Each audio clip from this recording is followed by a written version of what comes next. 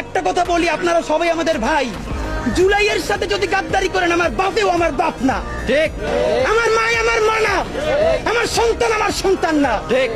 আমরা শহীদ পরিবারের সাথে ওয়াদা করেছি, কমপক্ষে 20 জন মা আমাদের মাথায় হাত রেখেছে। শহীদ আবু সাঈদের মা রেখেছে, শহীদ আব্দুল্লাহ বিন জাহিদের মা আমাদের মাথায় হাত রেখেছে।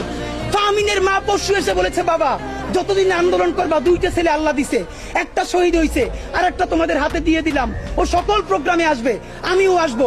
বিচার না কইরা আল্লাহর কসম তোমরা রাস্তা থেকে ছাড়বা না। আমরা ওয়াদা করেছি, আমরা এই বিচার না দেখা হয়তো আমাদের লাশ যাবে আমাদের বাবা মায়ের কাছে, অথবা বাংলাদেশে গণহত্যার বিচার হবে, এর আগে আমরা ছাড়বো না। আমাদের এনসিপির ভাইদেরকে জিজ্ঞেস করি, জুলাই জনতাকে নিয়ে তোমরা একটা দল করতে পারো নাই কেন? জবাব দাও। কেন আজকে 2-3টা দল হইতেছে? তোমরা একটা করছো, শুক্রবার আর একটা হবে, পরশু আর একটা হবে, কেন? তোমরা কেন একা একা মাস্টার মাইন্ড হইতে গেলে আমারে বলো। ঠিক। তোমরা কেন বললো না এই আন্দোলনের মাস্টার মাইন্ড 18 কোটি জনগণ? ঠিক।